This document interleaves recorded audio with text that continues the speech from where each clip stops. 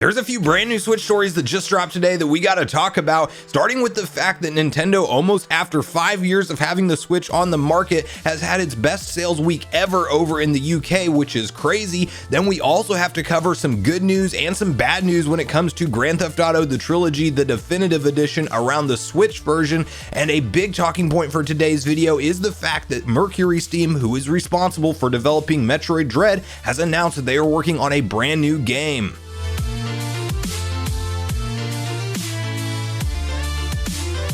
What's up, Nation? If it's your first time on the channel, make sure you join Sunbro Nation by subscribing below, hit the like button on this video if you enjoy it today, and make sure you turn on your bell notification icon so you're kept up to date with all the newest gaming news. And as I mentioned, guys, we're hopping through a few different stories today, and I want to kick it off with the fact that the Nintendo Switch, after almost 5 years of being sold out there on the market, as this console originally released in March of 2017, has officially crossed its best sales week ever over in the UK. And I want to quickly hop over to read the tweet that actually broke this information, and this comes to us from Christopher Dring, stating that last week was the biggest sales week ever for Nintendo Switch in the UK. Absolute dominant display. The Switch plus Mario Kart 8 plus 3 months online bundle stole the show over Black Friday. Xbox Series S was in a very distant second place.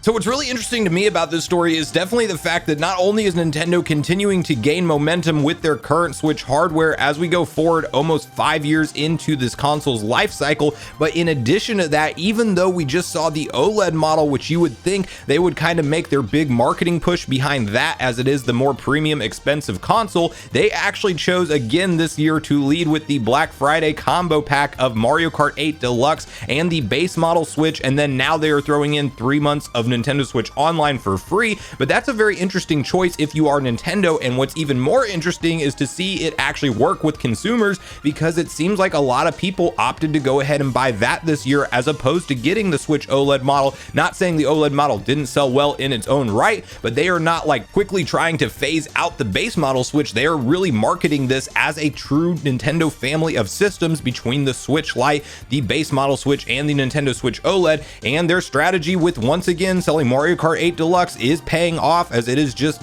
clearly crossing their best sales week ever. So will we ever get Mario Kart 9? That remains to be seen. Mario Kart 8 Deluxe is going to go down as some kind of legend in the franchise. And of course, you can say that some of the copies are sold just because they are bundled in almost every year with the Switch at holiday season. But there's also month in, month out data that shows that this game continues to sell to new console owners in the standalone retail copies and on the eShop. So I want to hear from you guys in the comments down below around what you think Nintendo's strategy is going forward. Do you think that we see the base model actually sold alongside the OLED for the foreseeable future, or do you think we're around the corner from maybe some more powerful hardware revision and then the OLED eventually will replace the Switch base model? So please share all your thoughts on Nintendo's marketing strategy here in the comments down below.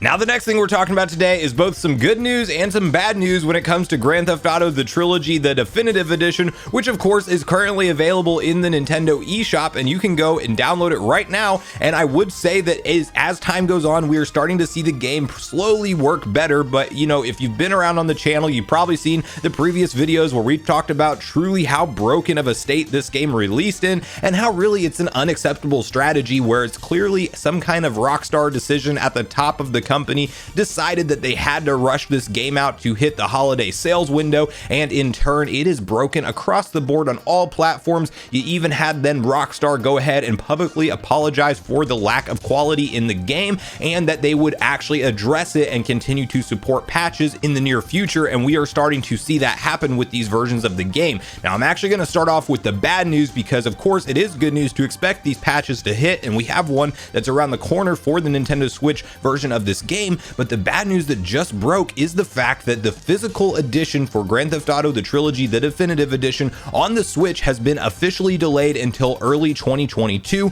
To my knowledge, there is not an actual new release date. Previously, we were expecting the physical version to hit on December 7th. I believe it was the 7th. It may have been the 6th, but I know it was at the very beginning of December, and now we can have a definitive answer that this will actually be pushed to 2022 and the early part at that. So to kick off this conversation, I want to hop over to Nintendo Everything, where they have the details around both this delay with the physical edition and then also the details on the upcoming patch to the game. GTA the Trilogy, the definitive edition physical release delayed. The physical version of GTA The Trilogy, the definitive edition, has been delayed, Rockstar Games has announced.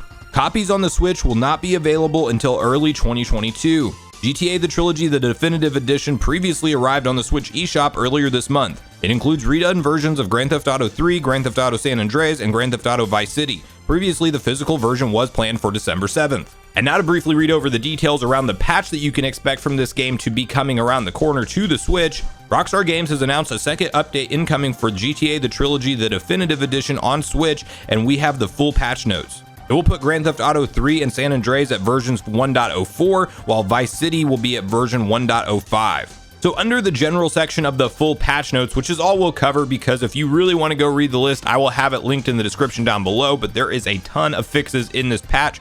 But the general list reads as follows. Stability improvements: added the cinematic camera, which can be toggled by cycling through the camera modes when in game. Fixed a number of misspellings on texture art / signage. Fixed a number of instances where rain would appear indoors during cutscenes. So while it is good to at least see Rockstar acknowledge their mistake here and definitely continue to patch and update this game, which I think they pretty much had to. It's not like they, didn't expect this to happen. I think it was clearly a rush job and they knew they were going to have to put out patches after this game was released, which is definitely a practice that continues to happen in 2021 and beyond. And I don't like to see it, but it's becoming more and more common, unfortunately. But then you have to have the conversation around this physical delay. And I think that just plays into the bigger picture that Rockstar was not in any way, shape, or form ready to go for this game for the holiday season, and now they're going to miss the retail copies even being sold on store shelves at all. And another interesting conversation point around the retail copy specifically for the Nintendo Switch version is the fact that on the box art it clearly states that additional download is required, so you are not actually buying the full 3 games on the cartridge, meaning that you will always have to have an internet connection when you first boot up that cartridge to fully experience this, and then you have to take up a portion of either your onboard Switch memory or your SD card memory to actually be able to fully enjoy these games, which is again another cost-cutting measure that Rockstar could have paid a little bit more and got the 32 gig cartridges that would support this game's full file size, but instead they chose to go with the smaller cartridge size. And of course you do have to go ahead and download a portion of these games to be experienced, which is a disappointing thing for me as a physical collector. And I'm also disappointed for this news because I was planning on getting this game on December 7th at release whenever it was coming physically, but then again, you know what, maybe it's one of those things where it's better to play this game in a truly finished state, and hopefully by time it is out on retail shelves that I will actually be able to download all the patches and updates that Rockstar has released at that point in time and actually have a very smooth experience on the Nintendo Switch. But I want to hear from you guys on your experience with GTA The Trilogy, the definitive edition so far, specifically on the Switch, if you have downloaded it from the eShop, or if you're like me and you're waiting for this retail copy to release. What's your opinion on this delay? So please share all your thoughts and feelings on all things Grand Theft Auto Trilogy in the comments down below.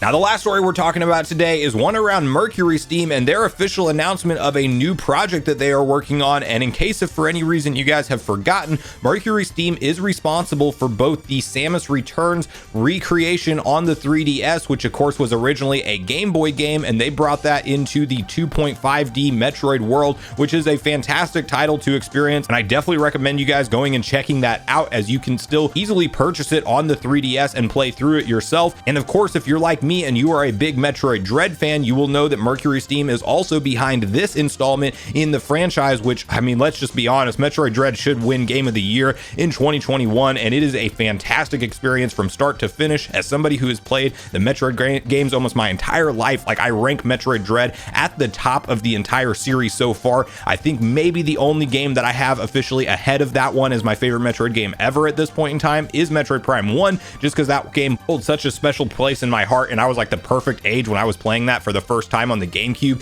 and it absolutely blew my mind. But I still hope we get the Metroid Prime 1 remake, or at least the Trilogy HD or something, announced next year. But regardless of what we see happen with all of that, I do think that Mercury Steam is now on the map as a very quality developer, and I want to quickly hop over to VGC and read through the new announcement that they have shared today. Metroid Dread Studio announces new third-person fantasy action RPG. Multi-platform title codenamed Project Iron will be co-published by 505 Games. Metroid Dread Studio Mercury Steam is working on a third-person action RPG set in a dark fantasy world, it has been announced. Codenamed Project Iron, the multi-platform game has an initial development budget of $30.7 million US. The Project Iron IP is co-owned by Mercury Steam and Digital Bros, the parent company of 505 Games, which is co-publishing the game. Founded in 2002, Mercury Steam is the Madrid, Spain-based development studio also behind Metroid Samus Returns and Castlevania Lords of Shadow games.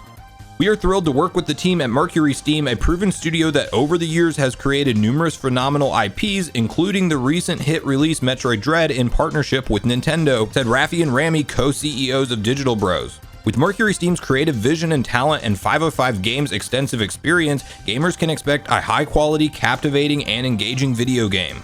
So while we don't have any official information on what this game actually is, other than the fact that it is officially in development and that it is being described as a dark fantasy RPG, it is one that I will keep my eyes on over the course of time, as I now have a lot of faith in Mercury Steam as a very quality developer after they delivered such an incredible experience in the video games such as Metroid Dread and even Samus Returns before that. And so I just think personally it's a nice thing to see a big budget studio and a big budget IP get signed off on for this new venture. And I don't know if it's been confirmed that Project Iron is actually a brand new IP that has never had a release before, or if this is something like a new installment in an existing franchise. So we will all have to wait and see for what Mercury Steam has around the corner. But guys, at this point in the video, I want to hear from you on all your thoughts and opinions on all the stories we talked about today, including the Nintendo Switch and its continued dominant performance, and how Nintendo is marketing the Switch over the life cycle of the console so far. And then definitely share with me your thoughts around Grand Theft Auto the Trilogy, the definitive edition, and the new delay in the physical release, and then also the patches and how Rockstar's been handling it, and what you think this big mystery Project Iron could be from Mercury Steam. So please share all your thoughts and feelings on those stories today, as I do look forward to getting a back and forth conversation started with you all around these topics. Thanks so much for watching the video today, everyone. I do truly appreciate you all sticking around until the end. I do at this point in the video want to invite you all one more time to join Sunbro Nation if you haven't done so already. Do so by subscribing below, hit the like button on your way out if you enjoyed it today, and make sure you turn on your bell notification icon so you're kept up to date with all the newest gaming news. That's going to do it for me, guys. I hope you all have a great day. Sunbro Nation, out.